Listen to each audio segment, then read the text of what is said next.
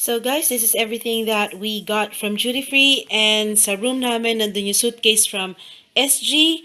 This will be quite a very long video, so let's start with the haul.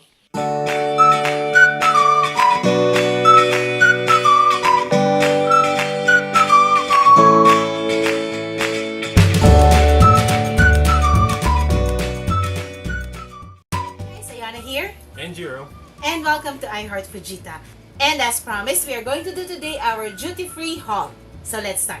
Guys, we all know what Pringles is. This one, hindi siya Pringles. It's actually, yan. Yan siya. And this one is called Crispy Thins. And this one is around $10 lang. Yung box of 6 ng Pringles, that one is for 12. It's actually 11.90 something. I cannot remember. So, different ano siya, different flavors. We have sour cream, cheese, and barbecue. Next guys, ang balikbayan corned beef. Alam niyong lahat to. If you have relatives abroad, they always bring this back home. Kung hindi naman ito, they have tulip or libis, I think. So, kami here for the favorite namin. And this one is for $16 and 6 pieces siya. Ang binili namin, we have 3 packs of these. Kasi, lola ko pa, kami pa, so ganun talaga. Guys, if you notice, we're wearing the same shirt. So, it's Mickey Mouse. We got this from Hong Kong. Yun lang. Next, syempre, spam. Ito yung pinagkakaguluhan sa Facebook ngayon na dahil kay Duterte daw, maling na daw yung papalit.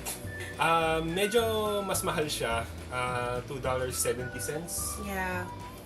Last I checked, a week ago sa Landmark, it was around 112, 113 pesos. So, pag kinonvert nyo guys, mas expensive actually sa duty free. So, we only bought 6. Dapat bibili kami ng assorted kasi marami dong iba't ibang flavors. They have it in bacon, they have it in cheese, they have it in turkey, they have it in tocino, they have it in pepper. Huwag nyo kukunin yung tocino. Oo, lots. Hindi masyadong masaya. Next one, ito. Iced tea.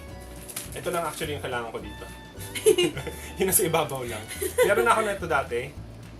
Matagal ko na siyang hindi nakita. So, nung nakita ko siya ulit, ayan, napilitan siyang bumili. Uy, hindi. Binibigay ko naman. Kung anong gusto mo, may grabe ka ha. This one, guys, is for $12. So, you have 3 lemon flavored na iced tea. And then, yan, yung lalagyan. Before, I think, a few years back, iba-ibang flavors to. Iba-iba. Not necessarily lemon lahat. Pero this time, they packed it in lemon flavored. Same lang siya ng mga bote natin dito. Ang difference lang is yung sleeve. May sleeve siya na pwede mong bitbitin, kaya maganda. Guys, for reason I don't know, pag nasa duty free tayo, we always buy noodles, di ba? Kahit may noodles na tayo dito, may iba pa rin talaga tayo ng noodles. Of course, very popular as always would be the Nissan Cup noodles. We also have it here. We'll show you later. But this one, ngayon lang namin to nakita, so we want to try it. Pinakita ko to guys dun sa vlog ko, doon sa duty free. Pero this is it.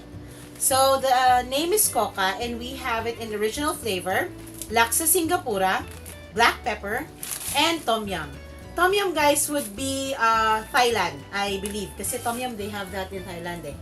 So let's see kung anong lasa itong mga to. Takot lang ako dun sa spicy ones kasi I can take spicy food, pero wag naman yung pumapalo talaga ng level. So we got 4 and this one is for 65 cents each. Next, nakita ko lang, Dar's Chocolate. Hindi ko pa siya kilala. But it's from Japan. Oo. Hindi mo siya kilala, it's from Japan. Hindi natin nakikita yan. Hindi ko siya kilala talaga. Anyway, bitter chocolate siya, so hopefully hindi ganun katamis. How much? Around 60 cents din yata. Vienna sausage. Yeah. So makikita niyo rin to sa mga grocery stores. Malalaking supermarket actually. Common na siya pero by the bulk kami bumili na to. Kaya yeah. So this one guys, it has 18 cans and then the price of this is somewhere around $12 I think. I'm not sure anymore kasi magulo na. So that's it. Next would be 2 set of 4s na Dove. This one is actually not for me. Ang sa akin yung white, Dove white. And then this one is for sensitive skin, unscented. And this one is for my grandfather kasi sensitive na yung skin niya because he's 93 years old. So, medyo masela na yung balat para siya nangangatin, stuff like that. So, ito yung binibili namin para sa kanya. Meron kaming stock dito, pero just in case na maubos, we bought 2.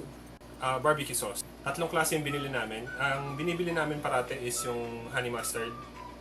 Ito yung nilalagay namin sa pulled pork na kuno. Uy, hindi siya kuno. We actually do pulled pork. Niluluto namin siya dito sa house. Anyway, the flavors we have, yung binibili namin parate, honey mustard, hickory, and brown sugar. And this one is hickory barbecue sauce. This, guys, is $3.95 each. Next, guys, would be wafers. Actually, this is the first time I saw this. Hindi ko alam kung anong brand niya. It says here Tiffany. And then, assorted yung flavor niya. We have strawberry, we have chocolate, we have crunchiest hazelnut cream wafers, we have vanilla, and then dun pa sa, let's open muna. So, these are the flavors of the wafer sticks from Tiffany. We have vanilla, chocolate, strawberry, hazelnut, and orange. Guys, takot ako dito. I've never tried. Ngayon ko lang, kasi this is the first time we open this. Hindi ko na lang tinignan kanina, nagmamadali na kami. This is the first time I'm going to try orange wafers. I don't know how this will taste like, pero why not? All of these, guys, would be $9.95, so that is 8 pieces lahat sa loob nitong package na to. And the last plastic bag from the grocery section of Duty Free, of course, Nissin. Guys, you can buy them individually. Meron din big nito.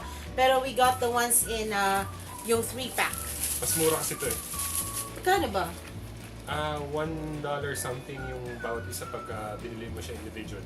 So this one, we have it in shrimp. This one is beef. And of course, chicken. And now, guys, for the chocolate section, we have 3 bags of these. So let's get it on.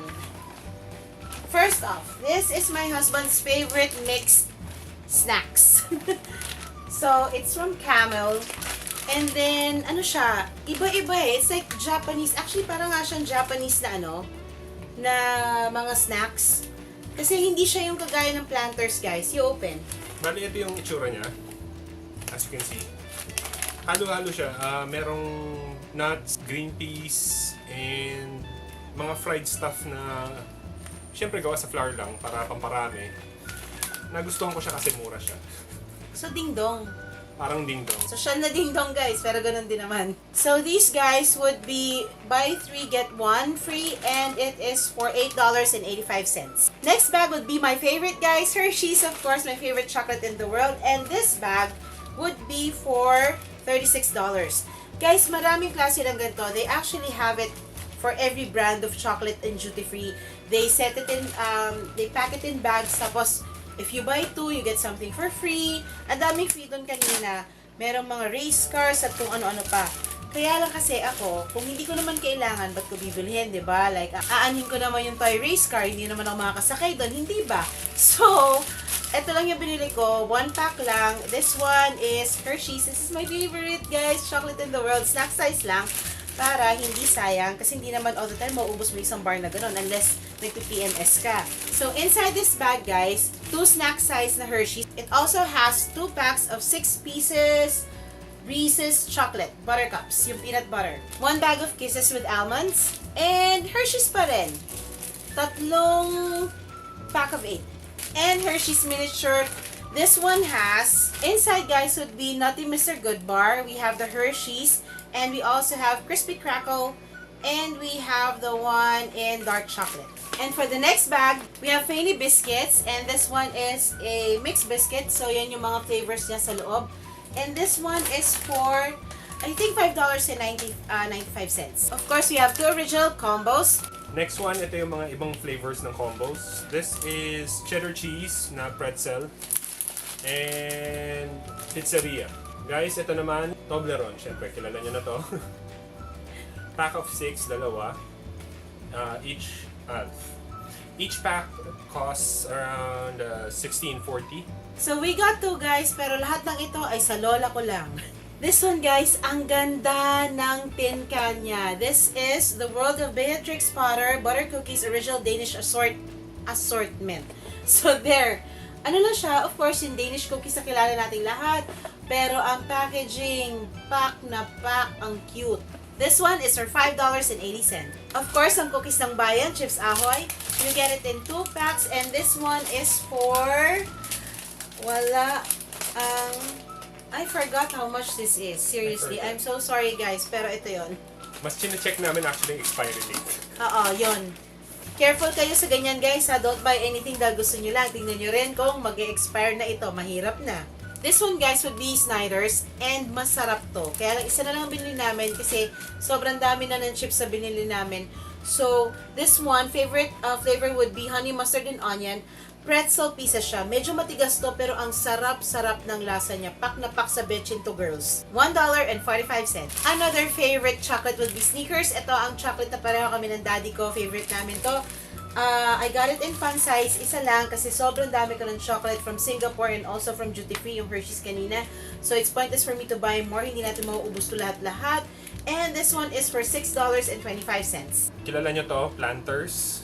Marami na to sa grocery, pero gusto to ng lolo ni Sis. Kaya bumili kami ng dalawa. Each one costs around $5.35. And finally guys, the last bag from Duty Free. And we are almost finished. This one would be chips, Lay's. Favorite, super favorite. So this one would be Lay's and barbecue. Pero may free to guys ha. Para siyang notepad Para siyang notepad sa may likuran. Well, I'll take this out later guys. Pakita ko muna sa inyo yung mga chips na binili namin. So we have 2 Lay's barbecue, 1 classic, 1 Doritos, spicy nacho.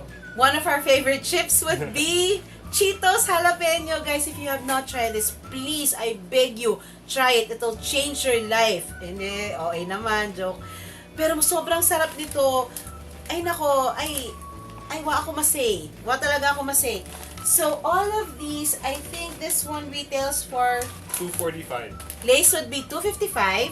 And for the Doritos, this will be $2.40. Guys, we took out one of the free paper pads doon sa mga chips. And this is how it looks like. Chilin! So, syempre, dahil free siya, why not gamitin natin? You can put in your things to buy or things to do. So, not bad na rin. Sorry guys, akala ko isa lang ang binili ko, but we actually have 3 ng Snyder's. So guys, thank you so much for staying with us and watching our duty-free haul. Next up, antayin nyo lang yung Singapore haul naman. So guys, don't forget to like, comment, share, and subscribe. Jane!